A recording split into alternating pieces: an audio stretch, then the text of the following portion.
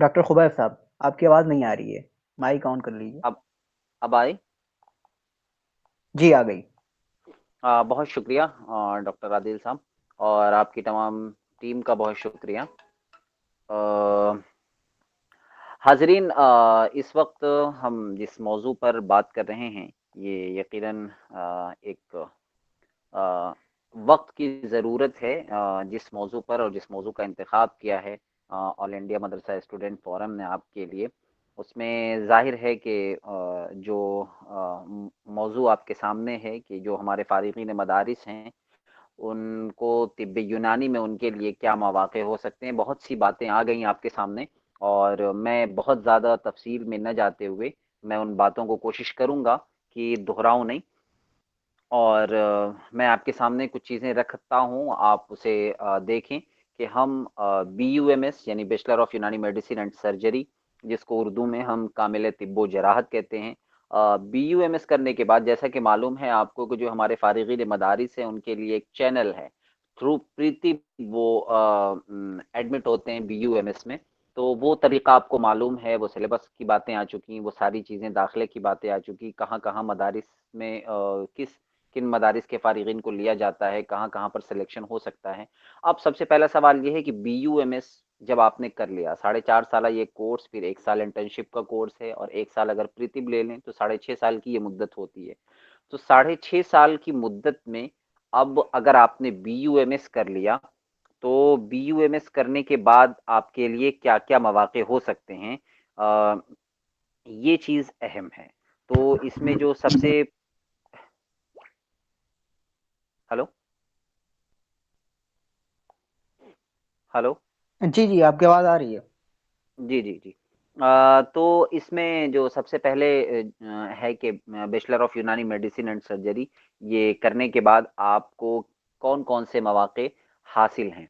तो उसमें सबसे पहले ये है कि आप मेडिकल ऑफिसर आपके लिए, आपने अगर बीयूएमएस कंप्लीट कर लिया है, तो एज अ मेडिकल ऑफिसर आप काम कर सकते हैं। रिसर्च ऑफिसर सीसीआरयूएम, जो सेंट्रल काउंसिल ऑफ रिसर्च इन यूनानी मेडिसिन, जो सबसे बड़ा इदारा है यूनानी मेडिसिन का, इसमें एक बतौर रिसर्च ऑफिसर के आप काम कर सकते हैं, आपकी जॉब हो सकती है। और सीसीआरयूएम की जो क्लिनिक होती हैं उस पे as a resident medical officer के आप काम कर सकते हैं। उसके बाद गवर्नमेंट की स्टेट लेवल की भी होती हैं, और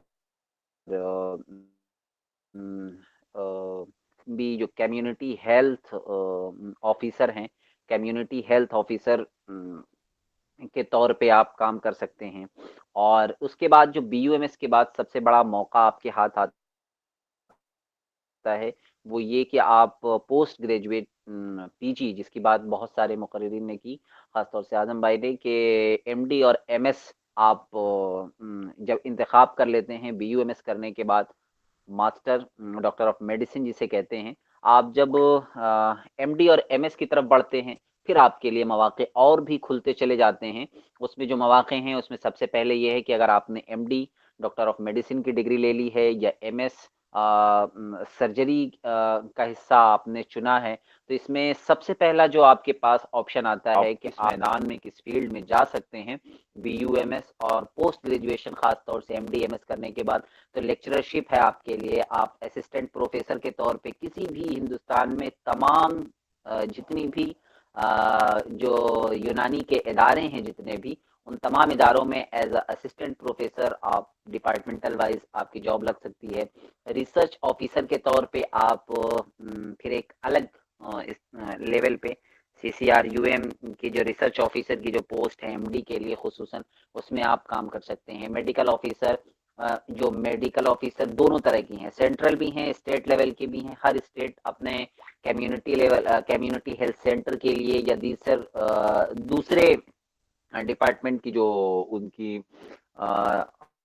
रिसर्च मेडिकल ऑफिसर होते हैं, उनकी जॉब होती है। और जो मेडिकल ऑफिसर की जो जॉब होती है इस फील्ड में, खास तौर से वो तमाम लोगों के लिए, चाहे वो एमबीबीएस, एलोपैथी हो, आयुर्वेदा हो, यूनानी हो, सिद्धा हो, इन तमाम लोगों का जो पे स्केल है वो तकरीबन तकरीबन वो सब एक ही जैसा है, बराबर है।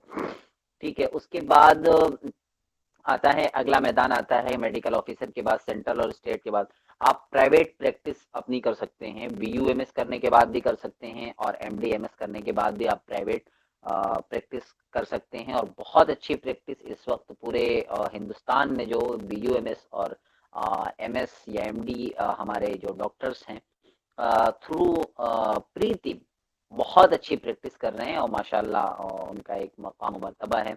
उसके बाद जो एक फील्ड हमारी आती है ड्रग मैन्युफैक्चरिंग कंपनी, कि आप कंपनी में भी काम कर सकते हैं और अपनी कंपनी भी उसको बिल्डअप कर सकते हैं। कि आपने अगर एमडी कर लिया है, अगर अदविया से किया है या किसी और भी फील्ड में किया है, अगर आप इंटरेस्टेड हैं कि आप कोई अच्छी सी कंपनी जो ड्रग मैन्युफैक्चरिंग की हो और उसे आप एक मकाम देना चाहें, तो आपके लिए रास्ते बिल्कुल खुले हुए हैं और इसमें आपके बहुत सारे मौके हैं। और एक जो बहुत अहम पॉइंट मैं आपके सामने रखता हूँ कि बीयूएमएस और एमडी के बाद एक मौका क्लिनिकल साइकोलॉजी का भी आता है career as a clinical psychologist. और गवर्नमेंट हॉस्पिटल जितने बड़े हॉस्पिटल हैं, ठीक है, उसमें एज ए क्लिनिकल साइकोलॉजिस्ट आपकी आप आप वहाँ अप्लाई कर सकते हैं।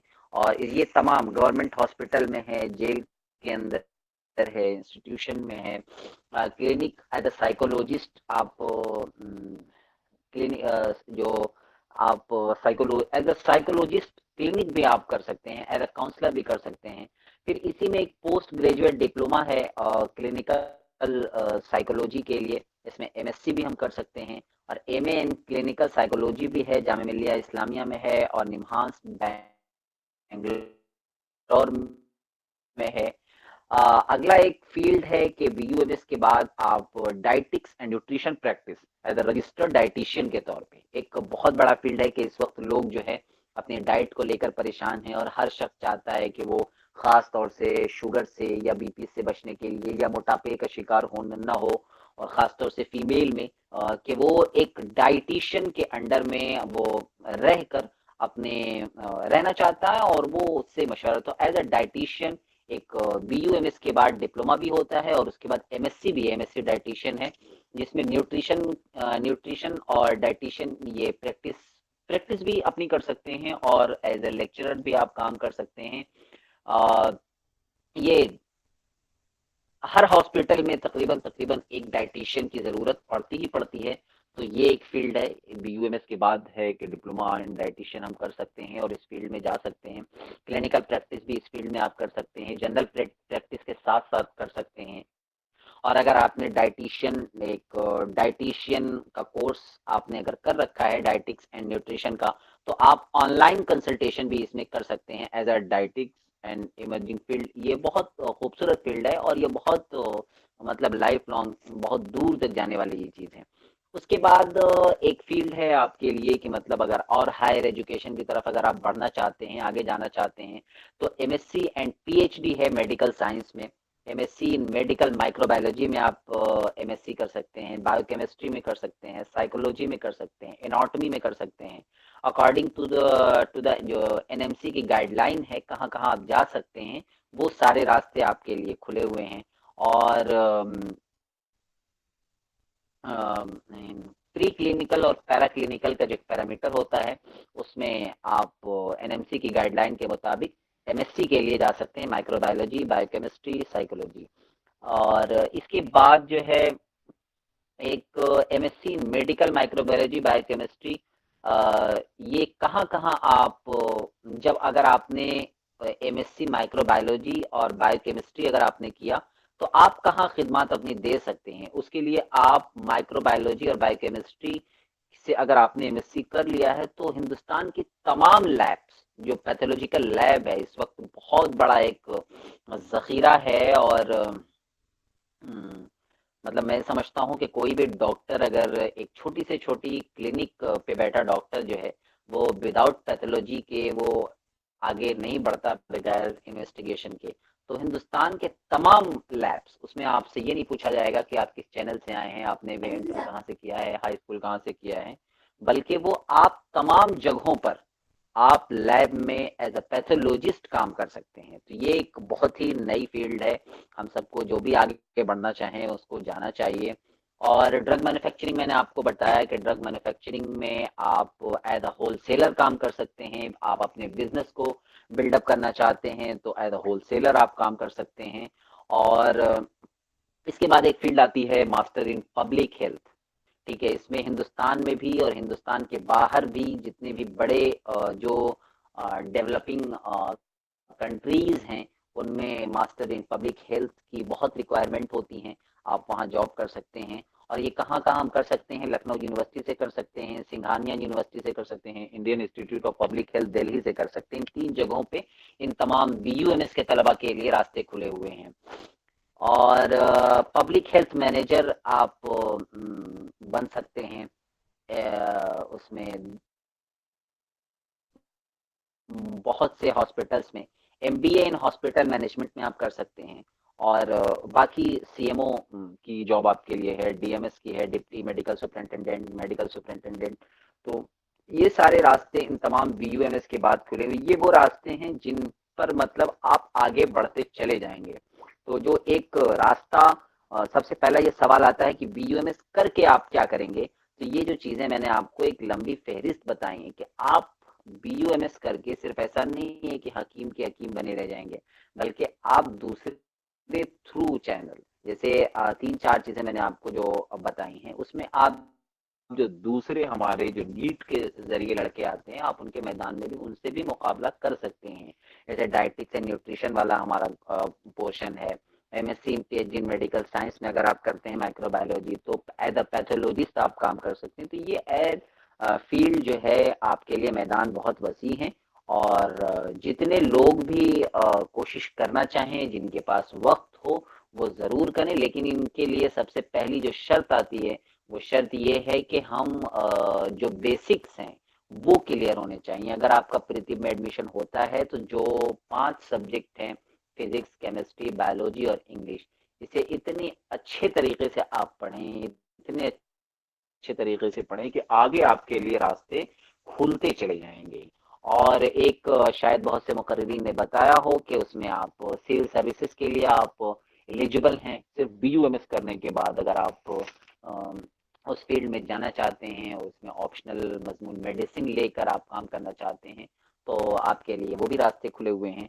तो बहरहाल तमाम मदारिस के जो फारिगीन हैं, सीटें कम हैं, लेकिन ये है कि अगर आप मेहनत करते हैं, कोशिश करते हैं तो इंशाल्लाह ज़रूर। और अगर जब आपकी तरफ से रिक्वायरमेंट होगी तो हम लोग कोशिश करेंगे, क्योंकि CCRUM CCIM की जो गाइडलाइन है कि वो हर कॉलेज में प्रीतिप की सीट्स होनी चाहिए लाजिमन। तो तकरीबन 50 कॉलेजेस इस वक्त हिंदुस्तान में हैं जो बहुत सी मजबूरियों की वजह से वो प्रीतिप नहीं रखते।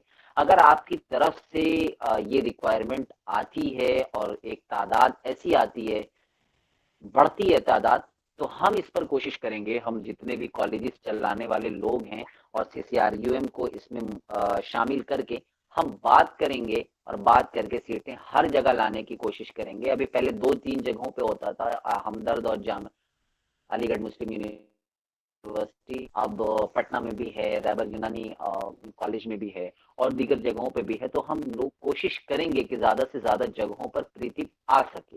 प्रीति ये CCRUM की CCIM की गाइडलाइन में है कि हर कॉलेज में 10% जो भी उसकी सीट्स होंगी उसकी सीट्स से 10% थ्रू प्रीति चैनल बच्चे उसमें एडमिट होंगे। तो रास्ते खुले हुए हैं, बिल्कुल भी फिक्र की जरूरत नहीं है। जो लोग इस मैदान में तिब्बे यूनानी के मैदान में आना चाहते हैं वो उनका इस्तकबाल है, खैर मकदम है। ऑल इंडिया मदरसा स्टूडेंट फोरम कदम कदम पर उनकी रहनुमाई करेगा और उनकी रहनुमाई के लिए हम सब कोशिश कर रहे हैं। आदिल और उनकी पूरी टीम इसमें लगी हुई है और हम लोग भी जहां तक भी मुमकिन होगा आपके लिए कोशिश करेंगे। लेकिन जब भी आप इस मैदान में, इस फील्ड में आए तो अल्लाह को हाजिर नाजिर जानकर सबसे पहले खिदमत की पैसा इंशाल्लाह जरूर आपको मिलेगा। लेकिन इस नीयत से ना आए कि हम सिर्फ पैसा कमाएंगे, बल्कि ये इस वक्त दुनिया का सबसे बड़ा, अगर मैं ये कहूँ कि मतलब ये एक सफेद पोश स्कैम है।